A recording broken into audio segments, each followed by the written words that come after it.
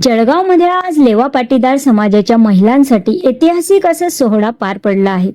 महाराष्ट्र लेवा पाटीदार महासंघातर्फे आयोजित सकल लेवा युती महिला राज्यस्तरीय अधिवेशन मोठ्या उत्साहात संपन्न झाले. या अधिवेशनाचे उद्घाटन स्वामीनारायण संस्थान सावद्याचे भक्ती प्रसाद महाराज, माजी आमदार शिरीषदादा चौधरी, माजी महापौर सीमाताई भोडे, खानदेशचे सेनेचे प्रमुख सुहास बोंडे आणि महासंघाचे अध्यक्ष अरुणदादा बोरोले यांच्या हस्ते करण्यात आले. मुंबई, महाराष्ट्र, गुजरात, मध्य प्रदेश, पुणे येथून समाज भगिनी मोठ्या संख्येने उपस्थित होत्या. कार्यक्रमात विविध क्षेत्रात उल्लेखनीय कामगिरी करणाऱ्या युवती आणि महिलांचा गौरव चिन्ह देऊन सन्मान करण्यात आला. या अधिवेशनामुळे महिलांच्या सक्षमीकरणाला मोठे बळ मिळणार असल्याचे आयोजकांनी सांगितले. पहा याचा सविस्तर व्हिडिओ वृत्तांत.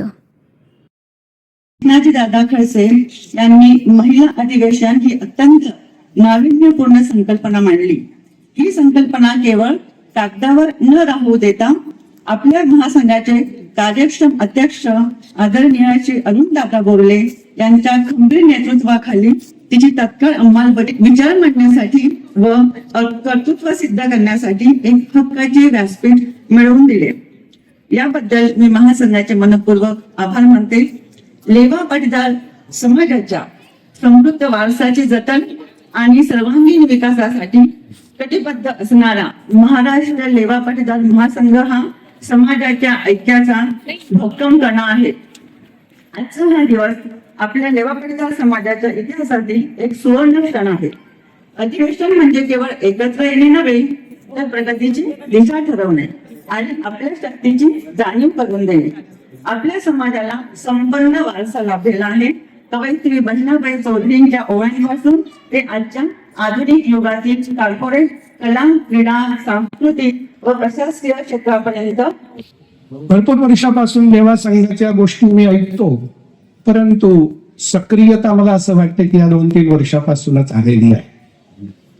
अर्थात आपण विलंबाने कार्य करण्यासाठी निघाला आहोत, परंतु त्यामध्ये या मातृशक्तीमध्ये, भगिनी शक्तीमध्ये, कन्या शक्तीमध्ये देवाने जी प्राकृतिक शक्ती ठेवली आहे त्यावर व्यासपीठावर उपस्थित सर्व मान्यवरांनी चिंतन करण्याची गरज आहे. नक्कीच शास्त्रांच्या माध्यमातून मी एवढं तर सांगू शकतो की परमेश्वराला या पृथ्वीवर वात्सल्य, प्रेम, बलिदान आणि धैर्य हे कोण देणार, यासाठी कोणचं पात्र मी पसंत करावं हा जेव्हा विचार आला तेव्हा देवाने मात्र स्त्री शक्तीला प्राधान्य दिले. दुसरी महत्वाची बाब मी सांगू इच्छितो की पुरुष वर्ग जो आहे ना, हे मृत माणसाची डेड बॉडी उचलू शकतो आणि डेड बॉडीला उचलणं काही कठीण नाही, खूप सहज आहे. पुरुष माणसाची डेड बॉडी उचलू शकतो, परंतु जिवंत माणसांच्या बॉडीला उचलणारी मात्र मातृशक्ती आहे. तिसरी महत्वाची बाब मी सांगू इच्छितो की भारताच्या इतिहासामध्ये तुम्ही बघा, आपलं एक दुर्भाग्य पण आहे की आपल्याला स्वातंत्र्य मिळाल्यानंतर मात्र आपण या सरकारने मोगलांचाच इतिहास शिकविला. जर आपल्या भारतीय अहिल्याबाई होळकर किंवा महाराणा प्रताप, छत्रपती शिवाजी, संभाजी महाराज यांचा जर इतिहास शिकवला असता तर कदाचित आज आपल्या समाजाची स्थिती काही वेगळी असती, यापेक्षा पण उदात्त असते. थोडक्यात सांगण्याचा अर्थ तो आहे की देवाने जर मातृशक्तीमध्ये एवढी ताकद दिलेला आहे, एवढं धैर्य दिलेलं आहे, त्या धैर्याचा उपयोग मातृशक्तीने करावा, परंतु त्या मातृशक्तीला स्टेज देण्याचं काम मात्र पुरुषांचं असतं. आणि आज अरुणदादा आणि सर्व जे काही समिती आहे त्यांनी हे स्थान दिलं, ही चान्स दिला, ही संधी दिली, यासाठी मी या सर्व मान्यवरांना खूप खूप अभिनंदन देतो. तुम्हाला असं वाटत असेल की युवक महिला आणि युवतींच्या महिला अधिवेशनामध्ये या साधूंचं काय काम आहे, वाटत असेल काहींना, पण आम्ही भले साधू झालो आहे, परंतु या शरीरामध्ये रक्त देव आहे. ते कधीही नाही जाऊ शकत. त्यामध्ये गर्व आहे, अभिमान आहे. आणि म्हणून आपण ज्या समाजामध्ये जन्माला आहोत त्या समाजाचा गर्व आपण अहंकाराने बाळगलं तरी सुद्धा ती अतिशयोक्ती नाही आहे. पण काही काही वेळेला आपल्याला लेवा म्हणण्यामध्ये पण लाज वाटते. हे आपले दुर्भाग्य आहे. गुजरातमध्ये अधिकांश आम्ही गुजरातमध्ये राहतो. गुजरातमध्ये लेवांना पाटीदार ह्या शब्दाचा प्रयोग केला जातो. माहितीये, लेवा पाटीदार. पाटीदार या शब्दाचा अर्थ कदाचित तुम्हाला माहिती नसेल, तर मी सांगतो तुम्हाला. पाटीदार मध्ये 4 वर्ण आहे. पाटीदार, पाचा अर्थ होतो पाणीदार. लोखंडी पुरुष सरदार वल्लभभाई पटेल होते. त्यांनी 500-550 रजवाड्यांमध्ये विखुरलेल्या भारताला अखंड भारत बनविला.